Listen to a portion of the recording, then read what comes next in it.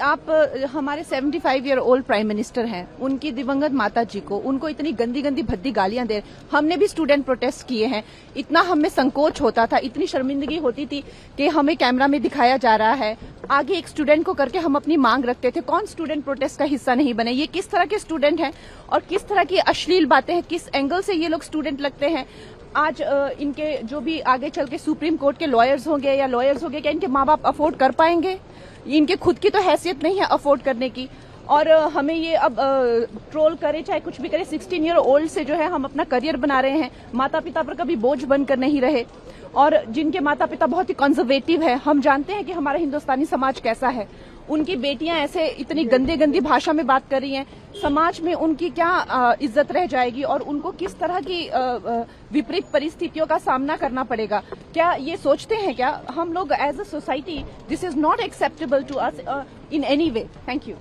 नमस्ते दोस्तों, ये रील मैं मीडिया के बंधुओं के लिए बना रही हूँ क्योंकि मैंने कुछ प्रोटेस्टर्स को जो कि गटर छाप अनैतिक अश्लील बिहेवियर सड़क पर बच्चों के सामने, बुजुर्गों के सामने, महिलाओं के सामने डिस्प्ले कर रहे थे, उसको नॉर्मलाइज करने से मना किया है कि we do not accept this in this society. हम लोग नहीं चाहते कि हमारे घर के बच्चों को कोई जो है अपनी अश्लील हरकतों से जो है टाइम से पहले सेक्सुअलाइज कर दे। हमारे घर के बुजुर्गों के सामने जो है हमें शर्मिंदगी महसूस कर, हम नहीं इस तरह का बिहेवियर एक्सेप्ट करते हैं, उसको नॉर्मलाइज नहीं होने देंगे। तो मीडिया जो है मेरे खिलाफ गैंगअप कर रही है और ये नहीं बताएगी कि जैसे स्काई रूट जैसे स्टार्टअप की मैंने कितनी बड़ाई की, हमारे देश के जेनजी जो हमें इतनी ऊंचाइयों पे लेके जा रहे हैं, नीट के छात्रों को मैंने खुद स्वयं जो है कितनी बधाई दी। और ऐसे बच्चे जो कि अपने परिवार की जिम्मेदारियां उठा रहे हैं, हमारी टीम में भी ऐसे बच्चे हैं, हमारे घरों में रिश्तेदारी में भी जेनजी भाई बहन हैं जो कि हमारे बड़े काम संपन्न करते हैं, लेकिन कुछ चंद फॉलोअर्स के लिए और चंद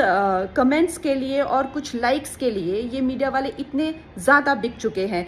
और मैं देख रही हूँ कि कुछ फेमिनिस्ट जो हैं वो एंकर्स कह लीजिए या पूरे एक बुलेटिन कर रहे हैं और मुझे सिखा रहे हैं कि Kangana, why should these women have the burden of dignity और डिसिप्लिन। हम लोग मिलेनियल वुमेन पे इतना प्रेशर था to be dignified and to B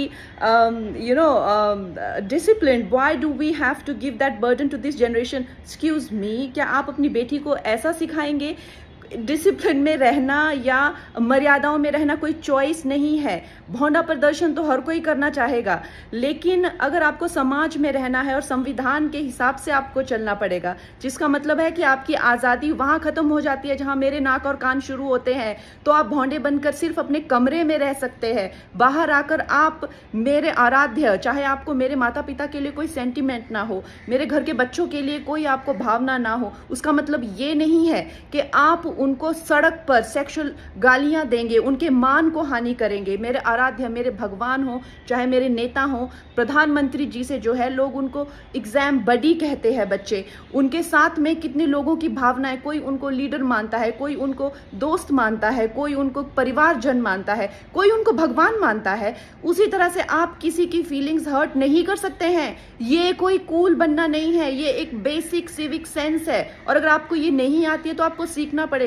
आप ये फेमिनाजी से प्रभावित मत होइए, अपनी जिंदगी बर्बाद मत करिए। इस भौंडेपन को सिर्फ और सिर्फ आप अपने कमरे में डिस्प्ले कर सकते हैं, बाहर जाके आपको मर्यादा में रहना पड़ेगा ना, या आप वर्क प्लेस से निकाल दिए जाओगे। आप कभी भी कोई संबंध, परिवार वाले भी आपको भौंडापन नहीं झेलेंगे, तो आपके सामने एक डेड एंड के सिवाय अंधकार वाली जिंदगी हो जाएगी।